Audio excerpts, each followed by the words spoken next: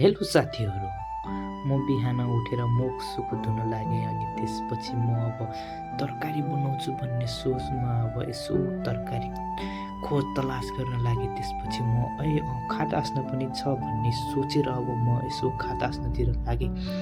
खाट आस्न हेर्दा अब यसो हेर्दा पारि डिस करेला देखेँ। हाम्रोतिर यसले डिस करेला भन्छन् अनि तपाईँतिर नेपाली करेला भन्छन् के भन्छन् कमेन्ट गरिदिनु होला।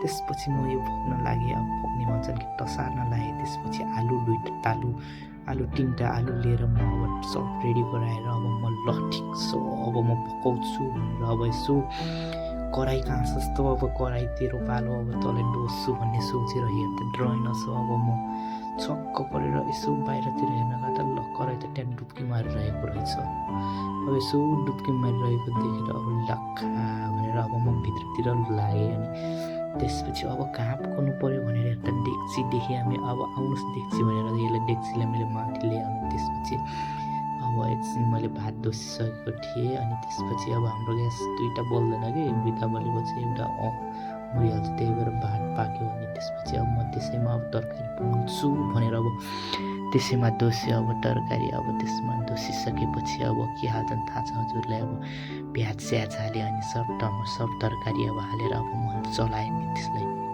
ट्याक्क चलाएँ। नि त्यसपछि अब मैले एकछिन हल्का ढोकिदिएर अब ट्याक्क गरेर अब त्यसपछि टमाटर हालेँ अनि त्यसमा नुन हालेँ। त्यसपछि मैले बेसार पनि एड गरेँ त्यसमा। अनि ट्याक्क अरे छिटो हाल्न बेसार कति ढिलो गरिरहेको छ।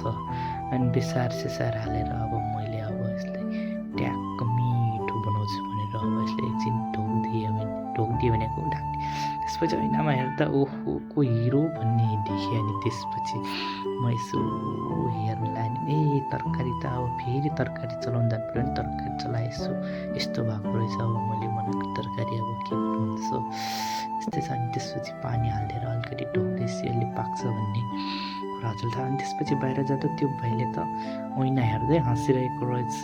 त्यसपछि म गएको देखेर लाजले घप्टी परिरहेको रहेछ। अनि त्यसपछि म भित्र आएर अब यसो खानासाना रेडी भएर मैले उठाएर सकेको स्किप गरिदिएको छु, भिडियो कट गरिदिएको छु। अनि त्यसपछि यस्तो थियो मैले बनाएको खाना, लास्ट मिठो थियो। अनि त्यसपछि अब म ल अब खानु पऱ्यो भनेर भात साट हालेर अब रेडी गराउँछु। यस्तो थियो। अब यसमा मैले घिउ पनि एड गरेको थिएँ, त्यो देख्नु भएको होइन हजुरलाई। अब त्यसपछि ल्याम खाएर अब मैले अब